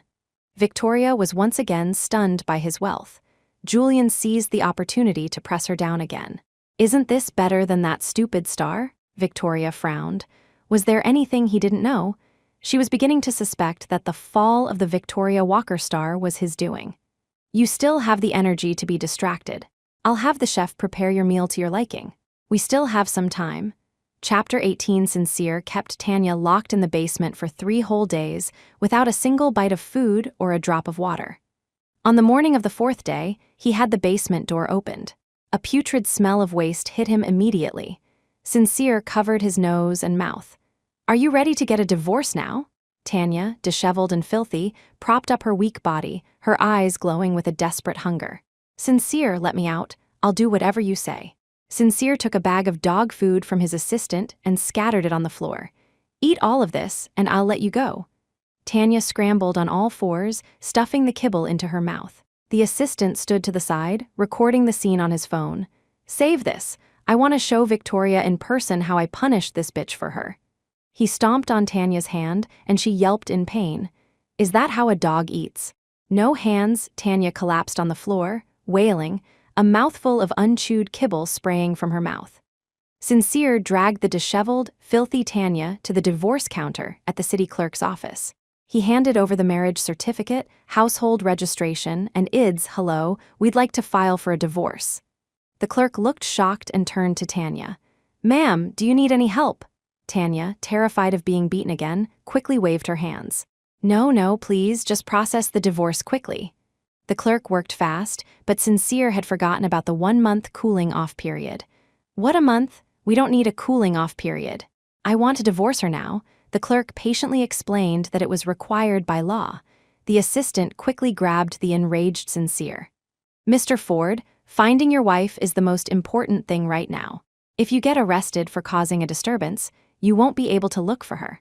Only then did Sincere lower the fist he had been about to smash through the window. He hatefully dragged Tanya up and threw her to the bodyguards behind him. "Lock her back in the basement. Give her some water and dog food every day. Don't let her die." He turned and left, leaving Tanya screaming on the floor. Someone recorded the scene and posted it online, sparking widespread ridicule. "You're telling me that hothead in the video is Sincere Ford? I just saw him on TV in a suit and tie accepting an award for Outstanding Young Entrepreneur. The scumbag finally wakes up after his wife leaves him. Who is he trying to impress by torturing his mistress? Ford Corporation is a disgrace. To all the shareholders out there, let's vote them out." That night, a large number of shareholders dumped their stock, and several major clients called to cancel their contracts. When the assistant reported this to Sincere, he was unconcerned. "I built this company from nothing to $1 billion enterprise. What's a little setback like this?" The assistant finally revealed the secret behind his rapid rise to industry dominance. The first few major investments that had propelled Ford Corporation's growth had come from Victoria's parents, Arthur and Helen Walker. "Your wife didn't know. The investor always refused to reveal their name. I only found out by chance." Sincere looked at him in disbelief. He had always believed that he had grown Ford Corporation from a small company of 5 employees to a major enterprise of hundreds through his own ability and charisma. He never knew that the investment that had saved his company from the brink of collapse had come from Victoria's parents. "Mr. Ford, you drove your wife away, and the Walker family has pulled their funding. If we don't find a solution soon, Ford Corporation is finished." Sincere felt as if he had been struck by lightning. Just then, his phone rang. The person on the line claimed to have news of Victoria and demanded $5 million. The assistant whispered, "Mr. Ford, we're out of money." But Sincere wasn't listening. His mind was solely focused on Victoria. Mortgage the company. Chapter 19, the assistant tried to reason with him. What if the person is a scammer? But Sincere was resolute. "The company doesn't matter. As long as Victoria is willing to come back, I'd give up everything." The money was quickly transferred to the other party's account. 5 minutes later, a clear photo was sent to Sincere's phone. It was a picture of Victoria dining with another man. Sincere clenched his fists, his heart burning with jealousy. "Find out immediately who that man with my wife is." The assistant made a few calls and turned back to Sincere. "Mr. Ford, the man with your wife is her former fiancé, Julian Sinclair." Sincere froze. Julian Sinclair. From the Sinclair family, the one with powerful political connections. It was said that his family had served in the military for generations, and he was the first to go into business. Online encyclopedias had only a few cryptic lines about Julian and the Sinclair family, shrouding them in mystery. Sincere had known all along that Victoria and Julian had been engaged since childhood. If he hadn't come along, they would probably have children by now. But Victoria clearly broke off the engagement with him before she left Shanghai. Why would they be having dinner together? "Are you sure you're not mistaken?" The assistant confirmed again. "It's definitely the young master of the Sinclair family. I had several people identify him." Sincere began to feel anxious. If his rival were some nobody, he might have a chance of winning Victoria back. But his opponent was the Sinclair family, a family that even the most powerful figures in both the legitimate and underworld circles dared not cross. He had no confidence, but no matter what, he had to try. A short while later, the assistant brought back some explosive news. Julian Sinclair was getting married. The wedding was in 3 days. Sincere burst out laughing when he heard the news. So Julian Sinclair is already getting married, yet he's still messing around with another man's wife. The Sinclair family isn't as strict as their reputation suggests. If Julian gets exposed for cheating on his fiancée with his ex-fiancé right before his wedding, let's see how he can show his face then. find out what his wife's name is. But this time, despite making over a dozen calls, the assistant couldn't find out the bride's name. Sincere stroked his chin. It doesn't matter if we can't find out. Just get me an invitation to Julian Sinclair's wedding. I want to personally congratulate the Prince of Shanghai on his marriage. What about finding your wife, sir? Sincere held up a hand. No rush. Once I expose Julian Sinclair's scandal to the public, Victoria will naturally remember how good I was to her. She'll definitely come back to me.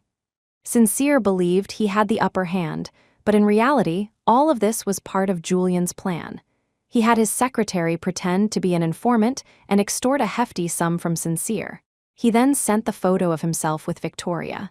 He let Sincere think he had found Victoria's whereabouts, then had someone, accidentally, reveal the fact that he was married. Julian had already entered the game. He was going to make Sincere pay for hurting Victoria. Of course, he had his own selfish reasons. Although Julian knew Victoria was a woman who loved fiercely and let go cleanly, the fact remained that Sincere had been by her side for the past 5 years. The usually proud Julian Sinclair felt a faint sense of inferiority when it came to Victoria. Only by completely severing any possibility of Sincere and Victoria getting back together could he have Victoria without any worries.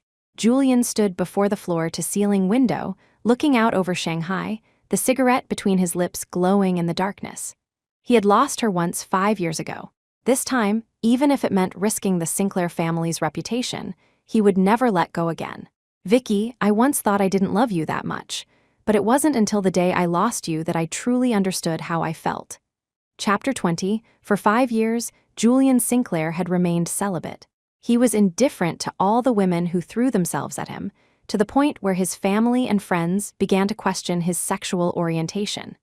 His grandfather had even hinted, "It doesn't matter if my grandson's spouse is a boy or a girl, just bring them home for me to see." It wasn't that he hadn't tried to move on or date other women, but every time it came to the crucial moment, he couldn't perform. The shocked expressions on those women's faces stung him.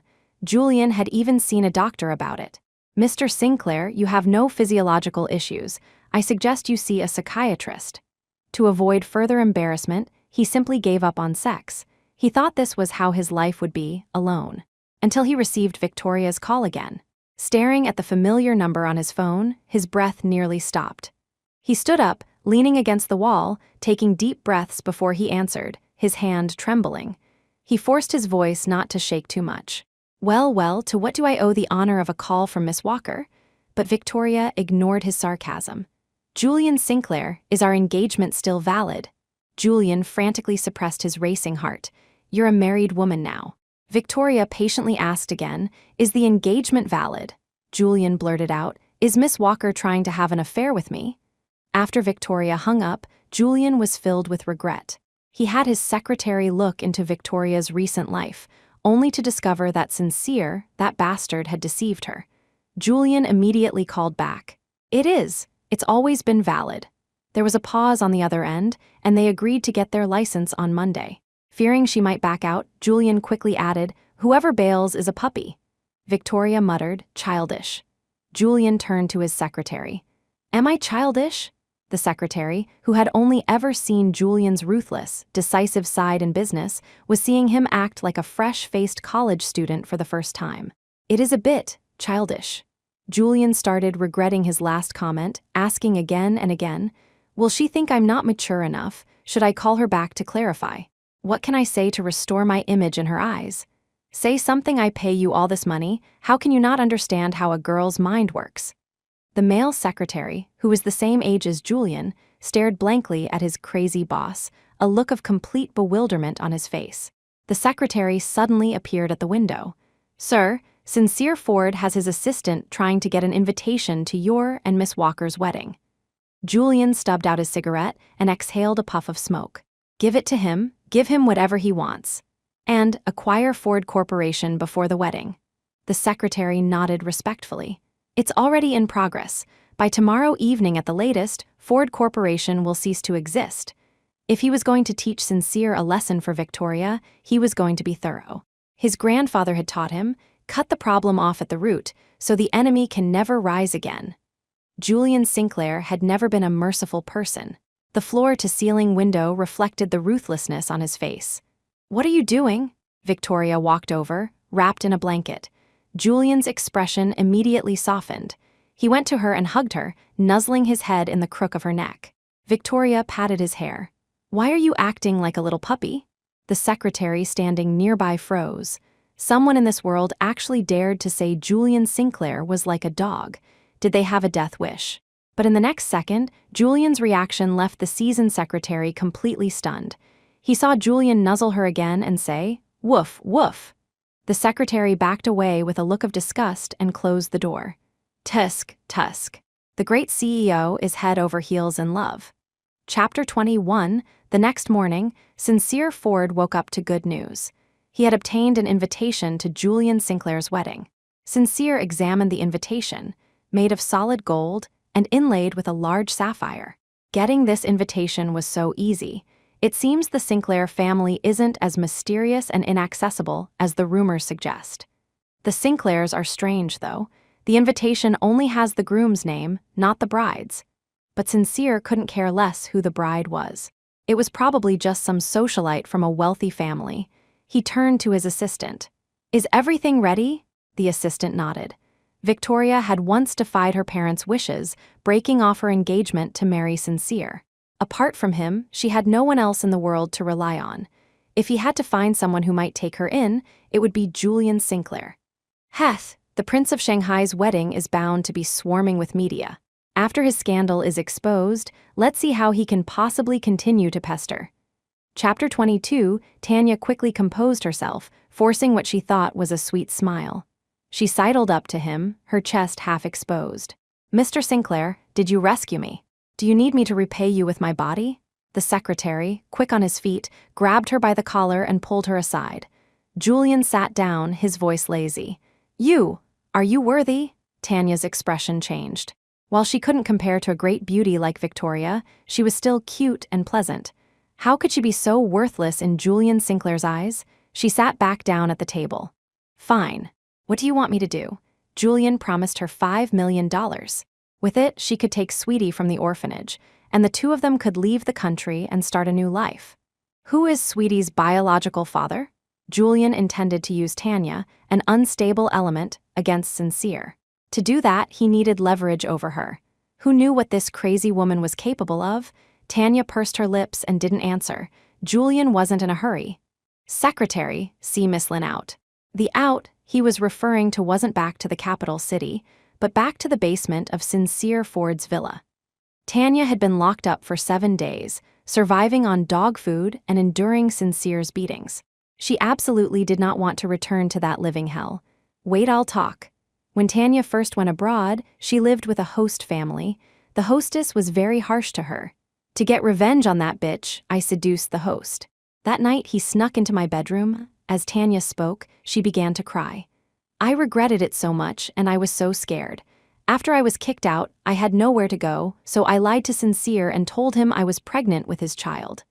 Sincere, feeling sorry for his old flame, married her. It was with that marriage certificate that Tanya was able to establish herself. Then, why did you come back? I heard Sincere had made it big. I wanted to be the real Mrs. Ford." Julian nodded. Tanya's story was mostly true and matched what his secretary had found. The secretary glanced at his watch and reminded Julian, "It's almost time for the wedding dress fitting. You should get going." Julian stood up and buttoned his suit. As he reached the door, Tanya suddenly asked, "Your bride is Victoria Walker, isn't she?" Before Julian could answer, Tanya continued on her own. "Victoria really has it good. Sincere was ready to kill me for her, and you don't even care that she was married before." Julian didn't turn back. "It's not that Vicky is lucky, she's just a good person. When she loves, she gives it her all, with no reservations. When she lets go, it's clean and without hesitation. I'm the lucky one to have married her." He left without looking back. Tanya sat with her head down, mechanically stuffing food into her mouth. "It feels so good to be full, so good."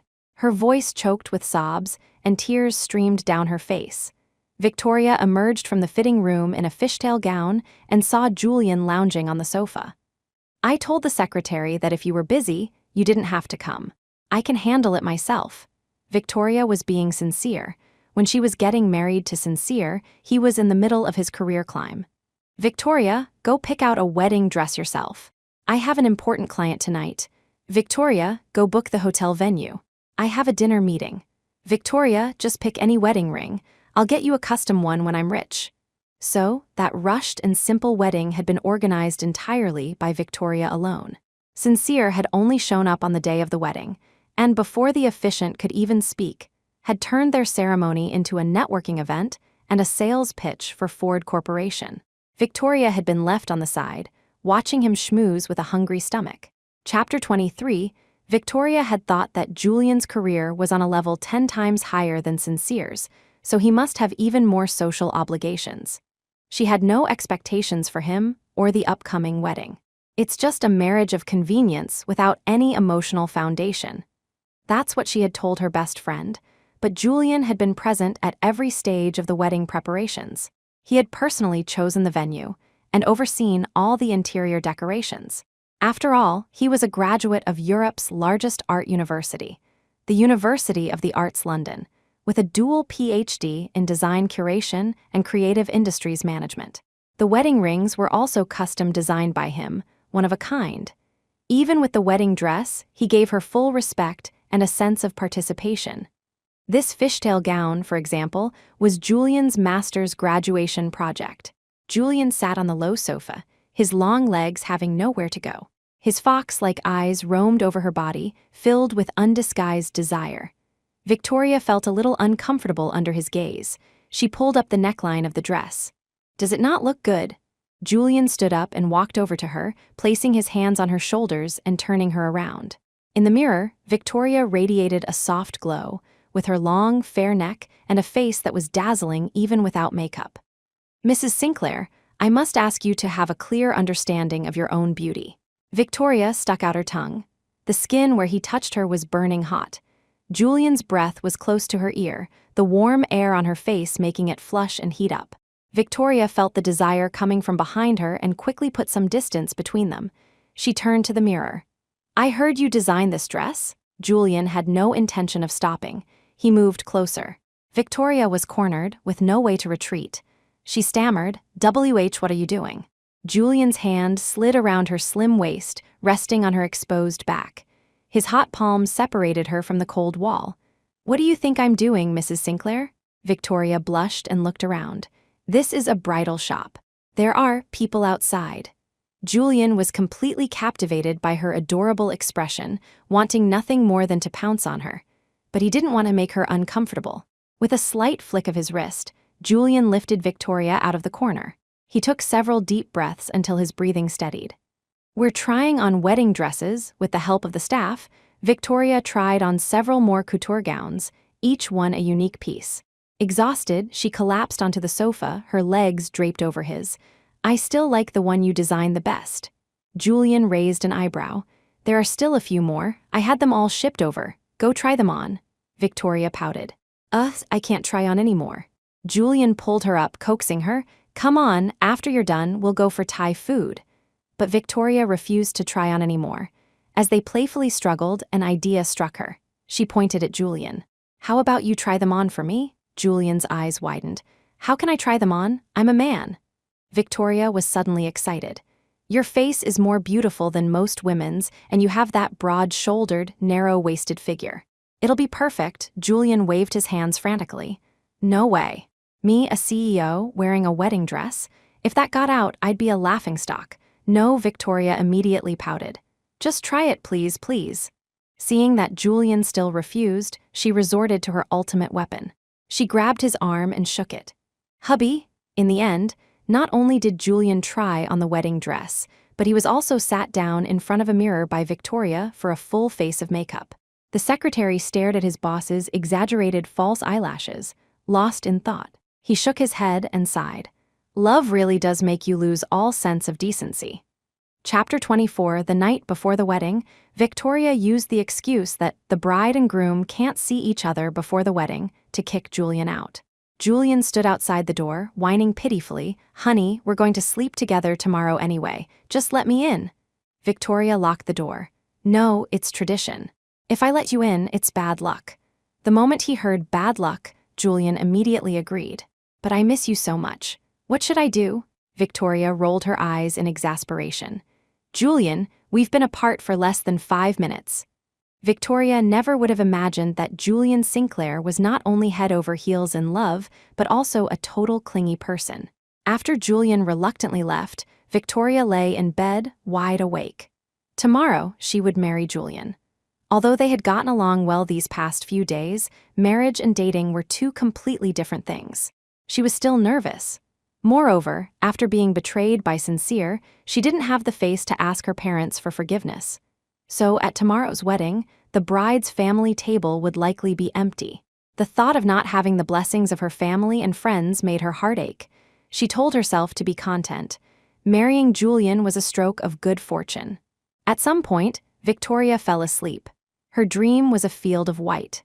A figure stood in the distance, holding a bouquet of flowers. Julian, Victoria in her wedding dress, ran towards him. The figure suddenly looked up. It was Sincere. Ah, Victoria woke up with a start, drenched in a cold sweat. The sun was already high in the sky. The wedding cars were waiting outside. After her makeup was done, she put on the fishtail wedding dress. Everyone in the room let out a collective wow. The makeup artist lavished her with praise. Mrs. Sinclair, you are the most beautiful bride I have ever seen. Her best friend teased her. No wonder Julian came before dawn. He's so impatient. If it were me, I would have climbed through the window last night. When Victoria appeared before Julian, he felt as if he had been struck by lightning, unable to move. The wedding was set for 10:58 a.m., a time that Julian had apparently consulted a fortune teller for, an auspicious time and place for a long and happy marriage. Julian was beaming and gave the fortune teller a check for $500,000. Victoria couldn't help but laugh when she heard this. I'm starting to wonder how someone so easily fooled as you could be the CEO of the mighty Sinclair Group. Her comment drew a round of laughter.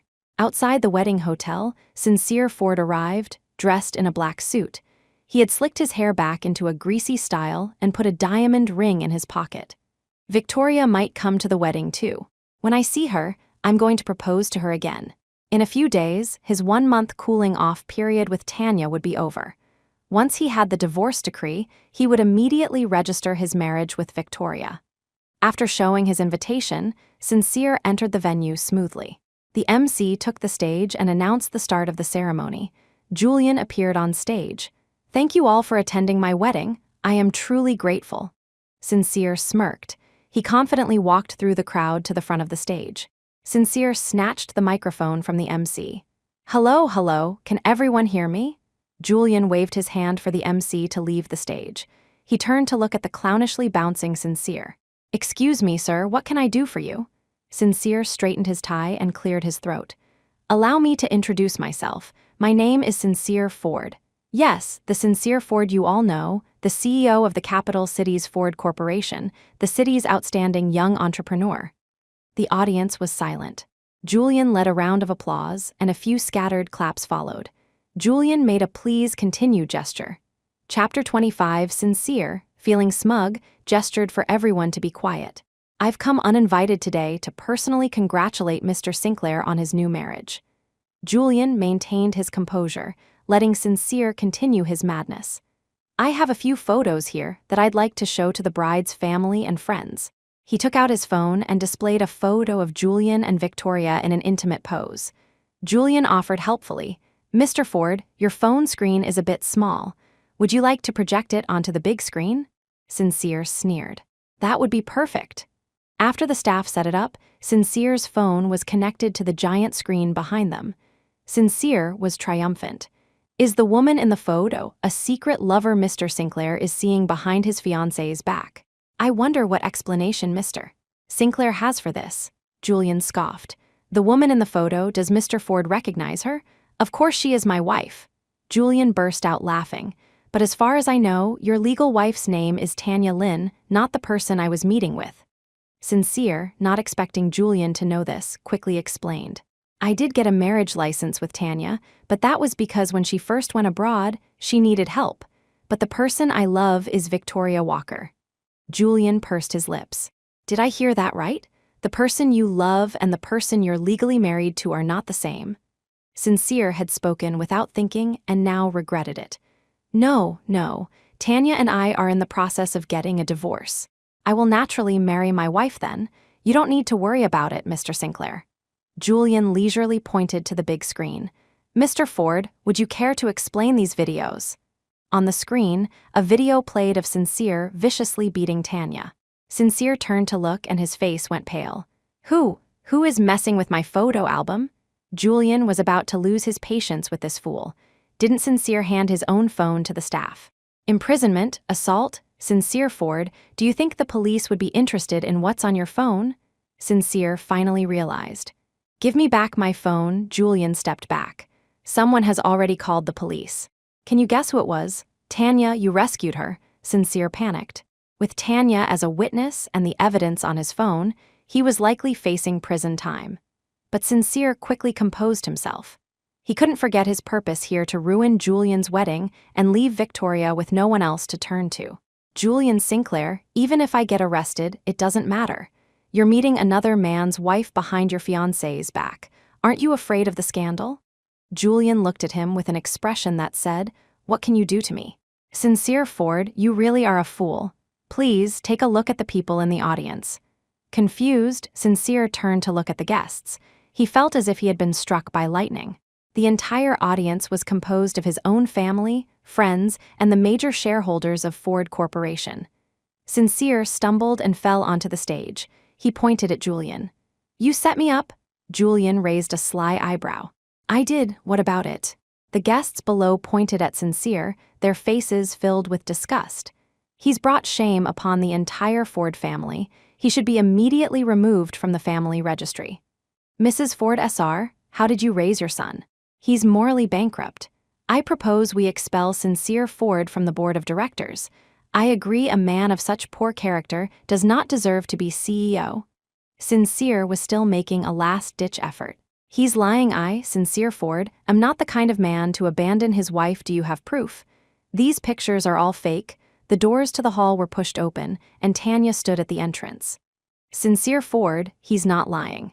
You are a monster. The entire hall erupted in an uproar.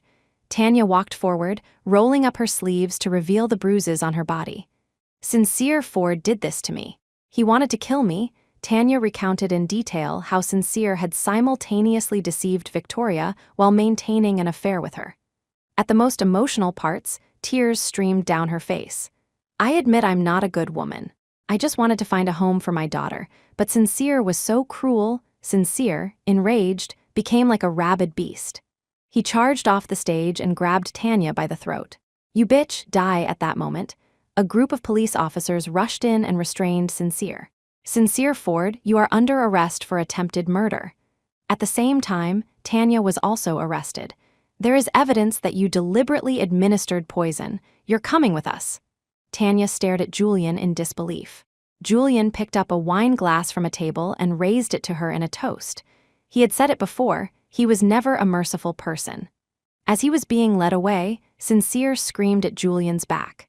Julian Sinclair, I have no quarrel with you. Why did you do this to me? Chapter 26. And now, please welcome our bride for today, Victoria Walker. The doors to the banquet hall slowly opened, and a single spotlight shone down. The wedding march began to play as Victoria, holding a bouquet, walked towards Julian. This was the second time Victoria had been dressed in such splendor. The first time, she had been utterly defeated. This time, she still wasn't entirely confident in her happiness. In that moment, she even wanted to turn and run. On the stage, Julian's fingers were clenched in nervousness. Vicky, at the bride's family table below the stage, Victoria's parents, Arthur and Helen Walker, watched her with tears in their eyes. At the same table were her relatives, classmates, and best friends. They waved at her, mouthing congratulations. Victoria stood frozen in place, tears welling up in her eyes. The MC was about to prompt her, but Julian held up a hand to stop him. Julian straightened his bow tie and walked with firm steps towards his bride. Vicky, I know you have a lot of concerns, but I want you to know that you can be at ease. Victoria looked up at Julian's sincere face. An image from high school flashed in her mind. The boy in the white shirt who waited for her at the school gate every day to walk home with her. The time he held her hand as they ran from a group of bullies, hiding in a narrow alley, his breath close to hers. The boy's youthful face gradually merged with the Julian before her. Victoria had to believe the old saying, the right people will always find their way back to each other. She had taken a brief detour, but Julian was the one who took her hand and led her back to the right path. My parents and my friends, Julian gently wiped away her tears. How could your aunt and uncle ever be truly angry with you? They've always loved you. And your friends, they were so happy to hear you were back. Julian held her hand tightly and led her to the center of the stage. He took the microphone. Thank you all for coming to mine and Victoria's wedding. I want to say something to my wife. Julian turned to Victoria, took both her hands, and looked into her eyes. Vicky, I am so lucky to be able to marry you in this lifetime. I want to thank you for giving me the ability to love. I love you, Vicky. The audience erupted in thunderous applause, followed by their friends chanting. Kiss her, kiss her. Julian's face instantly turned red to the tips of his ears. He stammered, Vicky, Seeing him like this, Victoria laughed through her tears. Before he could react, she stood on her tiptoes and kissed him on the lips. The secretary stood at the side of the stage, watching his boss's timid display with a helpless sigh. Dating was like he was possessed. Now that he's married, he's going to be completely whipped. My domineering CEO is gone forever. The customary post-wedding teasing of the couple didn't happen. Before the wedding was even over, Julian had whisked Victoria away to the secret room in his office. They didn't emerge for 3 whole days. Sincere was sentenced. Victoria went to visit him in prison. The once dashing young entrepreneur was now a convict. Ford Corporation had been acquired by Julian, and Sincere's remaining shares weren't even enough to pay his fines. His house and cars were repossessed, and he owed the bank tens of millions. When he saw Victoria, tears of regret streamed down his face. Victoria, I'm sorry. Can you forgive me? Victoria held the receiver, her voice calm. Sincere Ford, I forgive you, not because I still have feelings for you, but because I no longer care about the past. Sincere sobbed, snot running down his face. Victoria, Tanya and I are divorced. Could you please? Victoria stood up and took out her and Julian's wedding photo, pressing it against the glass. I finally know what a real marriage certificate looks like. Goodbye. Victoria turned and walked away. Behind her, Sincere desperately banged on the glass, only to be restrained by the guards. Julian was leaning against his car. When he saw Victoria, he held up a cone of ice cream. Your favorite taro flavor. Let's go, wifey. Time for Japanese food. Victoria looked up. The sun was shining so brightly. The end,